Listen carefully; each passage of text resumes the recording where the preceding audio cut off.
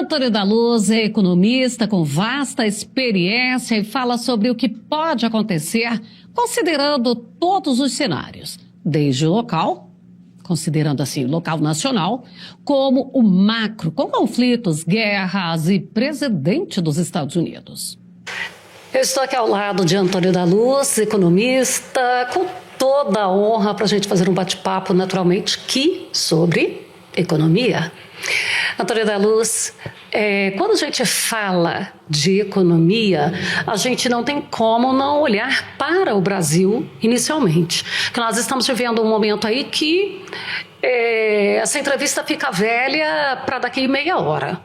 Porque o governo, ele faz e desfaz em todos os momentos, ele está ali com um projeto de taxar o agro, daqui a pouco ele está com um projeto de importar alimentos, quando a gente fazia isso lá na década de 70, e não em pleno século XXI e na década de 20, já quase passando, porque nós já estamos em 2025. Como que você analisa hoje esta situação no Brasil? Bom, primeiro, prazer estar contigo, prazer estar aqui no teu programa pela primeira vez, espero que seja a primeira de muitas e poder voltar aqui no teu programa. E eu estou muito preocupado com o que está acontecendo. Porque em primeiro lugar, a gente tem que considerar que a economia, ela não é um achismo, ela é uma ciência. Inclusive no nosso diploma lá de economista, de ciências econômicas, que é uma ciência. E por que eu estou insistindo nesse ponto, estou enfatizando ele? Porque o atual governo, ele veio muito na campanha com a preocupação com a ciência. Eles falaram muito em ciência. Era ciência para cá, ciência para lá, tinha a questão da pandemia, tinha ciência. Bom, vamos respeitar a ciência. E o governo, ele está desrespeitando aquilo que a ciência recomenda em termos de condução de política econômica, e as consequências, elas vêm de acordo com o que se imaginava que viria mesmo pela própria ciência. Toda vez que um governo gastar além do que é possível, do que é razoável, nós vamos ter inflação. E a consequência disso vai ser aumento de juros. Então, a gente sabe que é assim. Só que, então, e a gente sabe não faz pouco tempo, não. A gente sabe isso desde 300 anos depois de Cristo. O imperador Diocleciano de Roma foi o primeiro a fazer isso e a gente viu no que deu. Faz 1.700 anos que monarcas, que imperadores, que presidentes, enfim, primeiros ministros, quando vão por esse caminho, colhem esse tipo de resultado. E o atual governo, ele fez exatamente isto no Lula 2 de 1 a 1. E deu no que deu. Então, também não, então aí não é nem só a questão da ciência, a questão da gente não respeitar o nosso próprio aprendizado. Porque uma coisa é eu ler no livro, outra coisa é eu viver. A gente viveu todos esses problemas há 10 anos. 10 anos. Há 10 anos atrás, a gente estava com a maior crise econômica da história do Brasil, causada como consequência desses desequilíbrios que nós estamos vivendo agora. Mas nós tínhamos vivido em 2012, 13 e 14.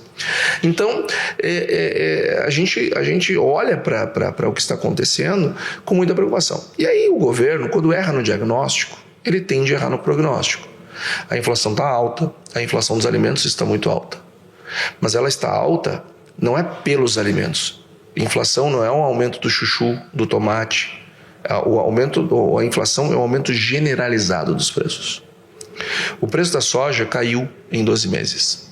Nós, nesse momento, estamos com o preço abaixo do que está... Aliás, esse momento não, vou pegar o dado do IPCA. O IPCA de dezembro mostra um preço de soja mais baixo do que estava 12 meses atrás. Mas o óleo de soja, 27% mais alto. Essa colocação sua é importante porque nós também, dentro do Sucesso no Campo, trabalhamos aquela comunicação clara para a sociedade, especialmente a sociedade urbana, que ela desentende e acaba tendo uma visão equivocada em relação ao produtor. Aí ela vai lá comprar um óleo de soja que está alto, que isso faz parte da cesta básica do brasileiro, e acha que o produtor é que está encarecendo esse óleo. Exato, porque as pessoas são levadas também um pouco a pensar isso. Porque quando o governo diz, olha, eu vou intervir em preço, sabe que a Conab vai fazer leilão, não sei o quê, eu estou sugerindo que o problema está aí. Mas na realidade, o que nós temos é algo completamente distinto. o governo ele vai errar de novo se ele intervir no mercado agrícola, porque em 12 meses nós estamos com deflação nos preços recebidos. Ou seja, na média, os preços que os produtores recebem estão mais baixos do que estavam há 12 meses atrás.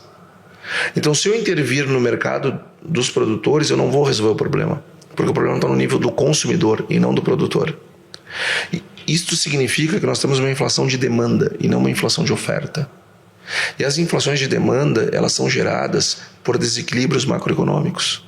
Então, se o governo não parar de gastar do jeito que ele está gastando, os preços dos alimentos vão continuar subindo. E não adianta intervir no nível do produtor. E para o nosso telespectador entender como é que isso funciona. Há 50 anos atrás, o sujeito, pegar o leite, que eu acho que é um produto que se presta bem ao meu exemplo. 50 anos atrás, o leiteiro tirava o leite da vaca, botava dentro de um tarro, botava em cima de uma carroça e saía na cidade deixando nas garrafas que os moradores deixavam na porta. Final do mês, o leiteiro passava, acertava com os seus consumidores. Era assim que funcionava. Ou seja, era uma relação direta, consumidor e produtor. Se sobe para um, sobe para o outro. Hoje, o produtor de leite entrega o leite dele para uma empresa que tem o papel de coletar leite numa bacia. Essa empresa vende o leite para uma indústria. Essa indústria pasteuriza o leite, enfim, vai comprar embalagens, vai gastar com energia elétrica, ou seja, se subir o preço da embalagem, sobe o preço do leite. Se subir a energia elétrica, sobe o preço do leite. E vai passar isso, se subir os salários, sobe o preço do leite. Se subir os produtos lá que eles usam para fazer pasteurização, sobe o preço do leite. Aí eles vão vender para um distribuidor. Se subir a soda, né? Sobe o preço do leite. Infelizmente. Vai passar para um distribuidor. O distribuidor vai passar para o varejista. E tudo isso tem frete e o combustível está subindo. Eu ia chegar nesse ponto. E aí, do varejista chega no consumidor. Se sobe o frete, sobe o combustível, sobe o frete em toda essa cadeia.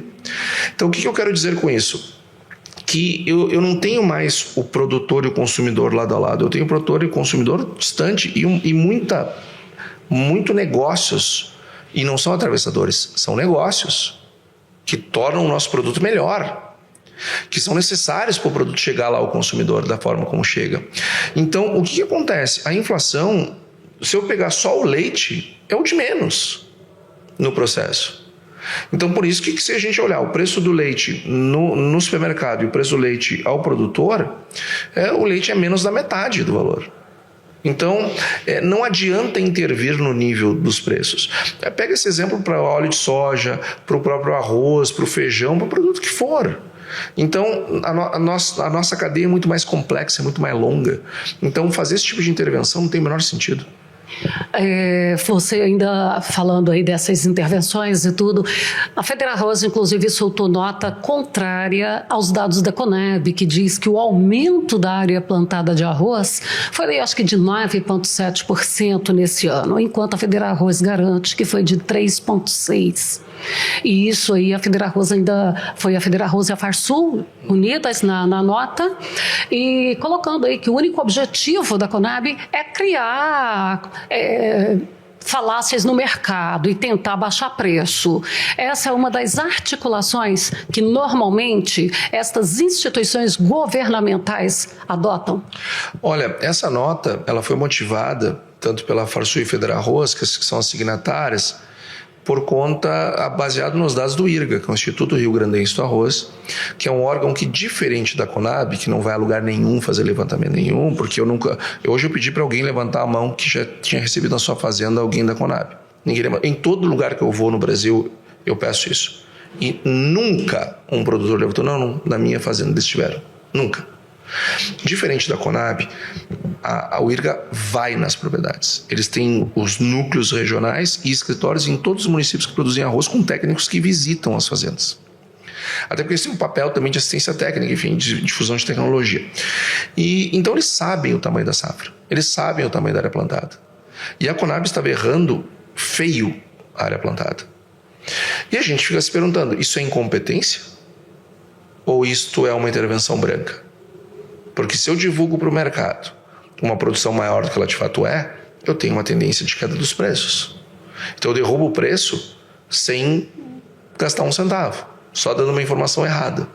Só que lá na frente isso volta, porque depois a realidade aparece. Acontece que a gente não sabe se essa é a intenção da Conab, se é incompetência ou se é má fé. Mas diante daqueles absurdos que nós vimos no ano passado, para o nosso consumidor, nosso produtor, nosso telespectador lembrar, o governo ele queria comprar arroz da Ásia, que é um produto bem diferente do nosso, uma qualidade que o brasileiro não consome. O nosso arroz que vai para a produção de PET é melhor do que o arroz que vem da Ásia. E eu não estou falando de maneira metafórica, eu estou falando de maneira literal. O arroz que nós mandamos para a produção de ração PET, arroz brasileiro, é melhor do que aquele arroz. Além do mais, aquele arroz era fabricado, produzido com defensivos que são proibidos no Brasil e alguns outros que não são permitidos, porque tem proibição e não permissão. E o governo queria comprar esse arroz com dinheiro público, vender no supermercado, entregar para o supermercadista abaixo do que ele comprou, ou seja, subsidiar, para que o supermercado vendesse abaixo do custo de produção nosso. Com o preço tabelado. Com o preço tabelado e com o logotipo do governo na embalagem. Ou seja, o que é? Baixou o Sarney? Não baixou. Parecendo que o governo agora é produtor de arroz? É importador, né? Virou um trader de arroz. Então, segundo o presidente Lula, quando cancelaram os leilões, disse, não, nós vamos cancelar porque tem falcatrua. Eu não sei se tinha falcatrua ou não tinha falcatrua. As empresas eram muito estranhas, tinham indícios muito estranhos. Mas eu não sei se tinha falcatrua. Mas se o presidente Lula disse, não sou eu quem vou discutir, porque desse assunto ele entende bem mais do que eu, né? Afinal de contas, ele é presidente da República 3 vezes, já passou por vários processos, foi condenado em 3 instâncias. Então esse é um assunto que ele me leva a larga vantagem, eu não tenho nenhum conhecimento do tema. Mas ele disse, não sou eu que vou duvidar.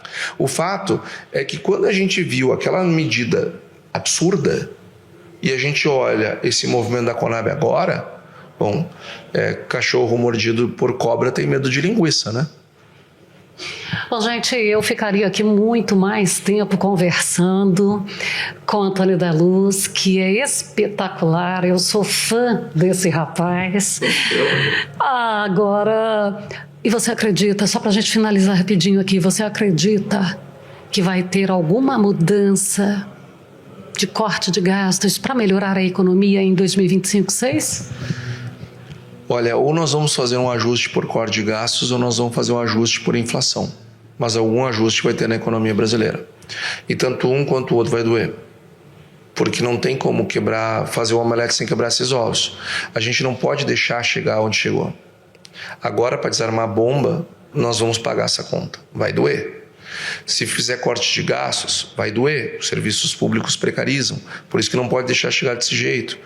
E o governo, ele é muito pouco técnico, ele é muito ideologizado. E eu acho engraçado que ele falava isso do governo anterior, mas ele é muito pior. Por exemplo, se o governo ele pode evitar uma crise.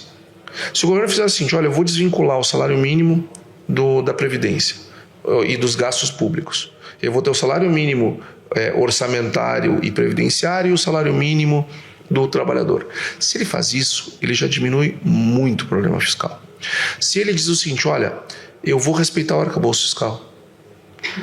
Apenas isso. Que foi uma coisa que eu criei. Aquilo que eu criei, eu vou respeitar. Eu não faço. E não vou mudar a regra, vou fazer e mais. Eu vou em 2025, em vez de ir no teto do arcabouço, vou no piso. Se ele fizer isso, ele evita uma crise econômica no Brasil. Ele evita um problema sério. Ele diminui o preço dos alimentos, ele diminui a inflação dos alimentos, ele diminui a inflação como um todo, os juros vão passar a ter uma tendência de queda, a rolagem da dívida do Brasil vai ser mais barata, mas só que isso eles não conseguem fazer porque eles são apegados a ideias messiânicas, a ideias populistas, demagógicas, e eles estão com os conceitos de economia deles são do século XIX. Então é difícil não acontecer alguma coisa ruim para a gente.